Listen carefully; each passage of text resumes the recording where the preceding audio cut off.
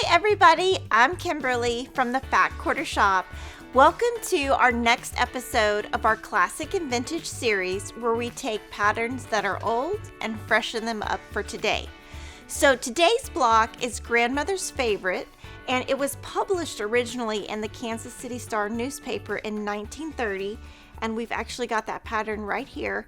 And what we're doing today is freshening this up and showing you how you can make this with modern techniques and make it go faster. So for the half square triangles, we're going to be using triangles on a roll, triangle paper. That's going to make it super fast. For our flying geese, we're going to use the fast flying geese method, and there's no waste when you do that. And I'm going to be using our full color 2021 and the Creative Grids 6.5 by 12.5 inch ruler. We're going to have lots of tips on how to make this really fun for your house and to make this block super easy for you. The block is a free pattern on the Fat Quarter Shop website, and if you want to turn this into a different size like a table runner, lap, twin, or queen, there's a low price pattern available also at Fat Quarter Shop. Let's get started. The very first step in your block is to make your half square triangles that go on the corners of your blocks. And we're going to be using triangle paper today. The reason I like to use triangle paper is it saves time, it's got lots of accuracy, and I'm going to give you some tips on using it. So you're going to cut your fabric A and D rectangles.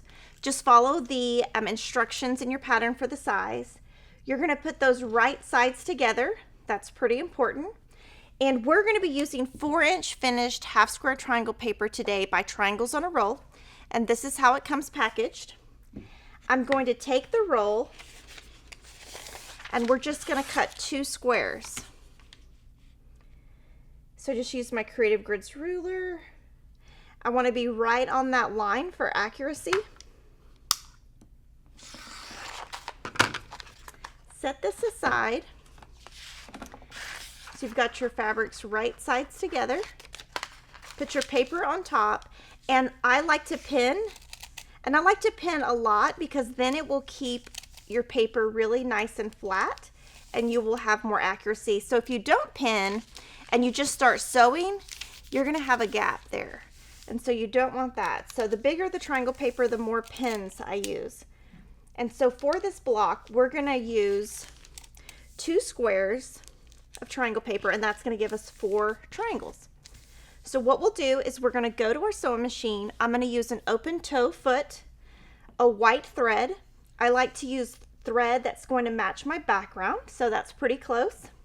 And I'm going to stitch directly on these dotted lines with a really small stitch length. So whatever stitch length you usually use, just turn your dial down 1 or 2 notches. So I usually do about a 1.5. We're going to stitch on the dotted lines.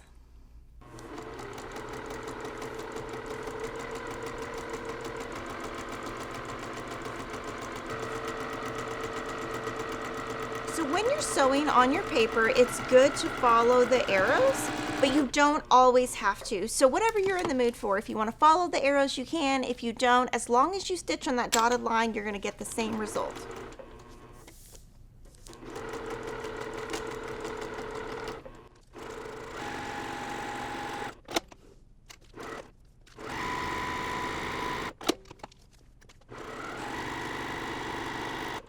Okay, so now your triangle paper is all stitched. You're going to remove your pins, and we're going to cut on the solid lines. What I prefer to do is cut on all 4 sides and then subcut. So I'll first do all 4 sides, and you want to be really exact and right on the lines where the paper is for better results. And Triangles on a Roll has great accuracy, which is why I have always used that brand.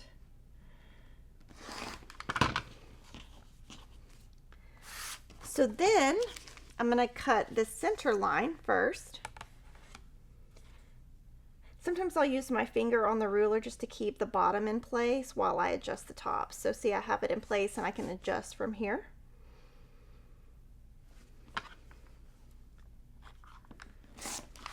And then we'll cut these diagonal lines. Now the diagonal lines they are included in the seam allowance, so you don't have to be as exact there. You don't have to be perfect, but you just want to be a little bit close.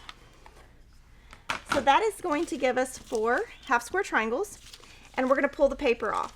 And what I like to do is just fold the paper back. And everyone, when I've gone to retreats and things, I've noticed everyone pulls the paper off different. So there's not a right way and there's not a wrong way. So this is just what I do. And then I'm just going to pull right on that line.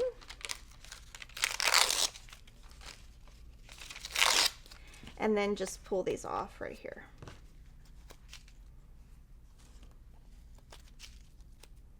Super easy. This is something you can have your kids or grandkids do. My kids actually pull the paper off for me all the time. So just get this out of the way. So now I'm going to iron. I like to press my seams nice and flat first. You can do all 4 of them at the same time.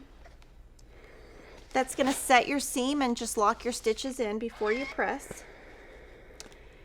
And then I'm going to press open. And when I press open, I press to one side first. So I'm going to show you how I do one triangle first. Press to one side. You notice when I'm ironing, I'm not rocking my iron. I just go nice and flat.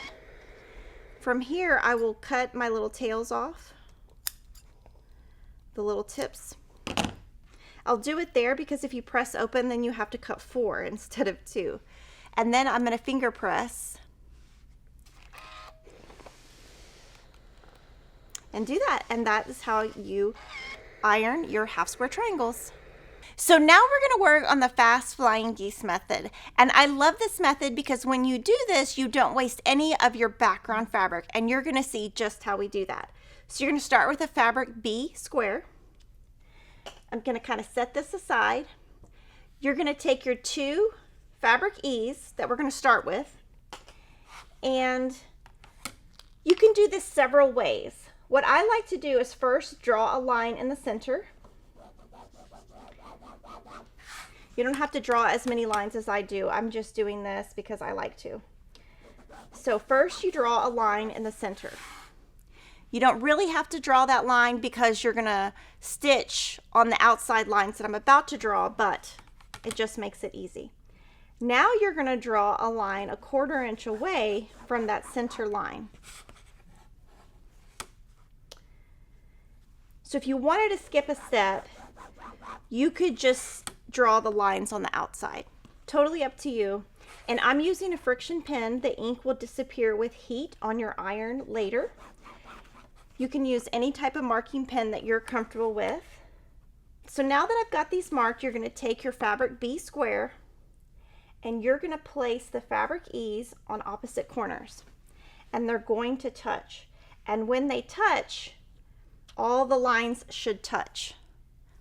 And I like to put pins in each corner of the background square.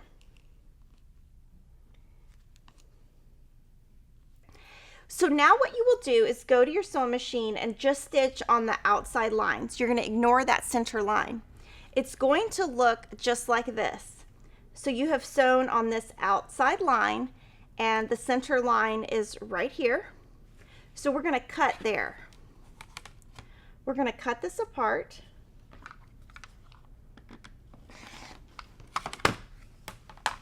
And we're going to press. So the first thing you'll do is press flat, press toward your background,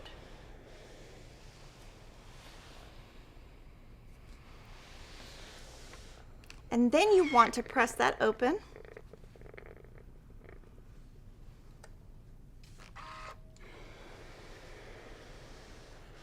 And you will do that on both pieces, but I'm just going to show you one piece now. Okay, so now I'm going to take a fabric E square and I'm going to do the same thing, drawing the lines. And then we're going to add it to the fabric B square where the blue is. So you will put that right on there. And when you're putting this on there, you just really want to line up the two sides and ignore the center. And again, putting the pins in place will really help you. And then you're going to stitch on the two outside lines. And that looks just like this. You've stitched on your two outside lines with your white thread. We're going to cut on that center line. And we're going to press. So again, press flat,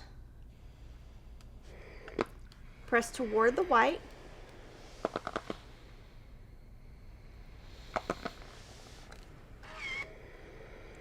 and then I like to finger press this open. And pressing open is really good on this block because we have so many seams. So now you will trim your little ears off. And you're going to see that all of the waist are these little bits. That's it. Everything else is used 100%. And now you have your flying geese, and for each block you're going to make 12. So now we're going to start putting our flying geese together, and this is where it can get a little bit tricky. So everything we've done has been very beginner, and now we're kind of moving to intermediate, and I'm going to give you some tips to make it easier for you. We're going to be making the favorite unit, which goes around the outside of the block, and it's going to use 2 fabric F background squares and 3 flying geese. So the very top of that unit, you will just add the squares, use an accurate 1/4 inch seam, and press according to your pattern. That will look just like this. That is super easy. Now on this, we need to put these together. To do that, I would not just put together and sew.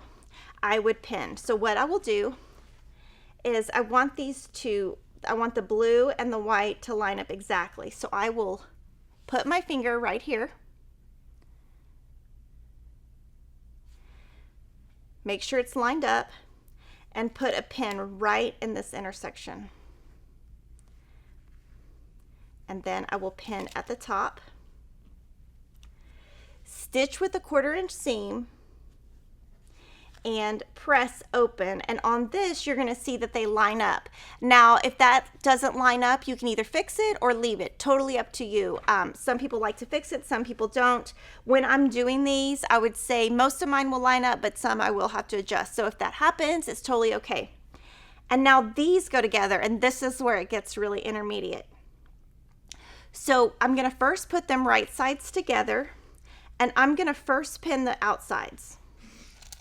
So I will put, and when I'm pinning the outsides, I really make sure that they really line up. I don't just pin. So first I'll start with the outside because that's the easiest. Always start easy, right? Now I'm going to do what I call poke a pin. So I'm going to put a pin right in this intersection, and you can see it because we've pressed open. Look on the other side and make sure it is right at that white and blue intersection, and it is. Then I'm going to put that pin in the tip of this flying geese right in that intersection. And then I'm going to let it be like kind of like tall, like it's a little standing person. Leave that pin in there and put a pin in the left. Put a pin in the right, and then take that out. And I'm going to do the same thing on the other side. So I'm going to put a pin right in this intersection, put the pin in, make sure it's right at the tip, put it in this tip, and they're really just intersections. Leave that in, pin on the left. And doing it this way does take a lot longer, but you will have a lot less seam ripping. And then you can see that this is kind of like just hanging out there. So what I will do is pin in the center. Then you're going to stitch a 1/4 inch away and press, and look how beautiful that looks. And you can see that all of your points are matching, and you're going to make 4 of these units. Now you're just going to put all your pieces together, and when you're laying everything out, you want to make sure your half square triangles are this direction and not that direction, because that would look kind of funny. So you'll just make sure everything is placed correctly, and then you're going to have your darker blues on the center, and it's going to kind of form a little diamond. And then what you'll do, this is super easy, and I do pin. I will stitch those together with a 1/4" seam and press. And then I will add these with a 1/4" seam and press. And then I will just put those rows together. And when you're done, you're gonna have this beautiful grandmother's favorite block. It is so beautiful. It is a little bit intricate, but by choosing the right fabrics, you're gonna have a beautiful quilt. So fun and easy.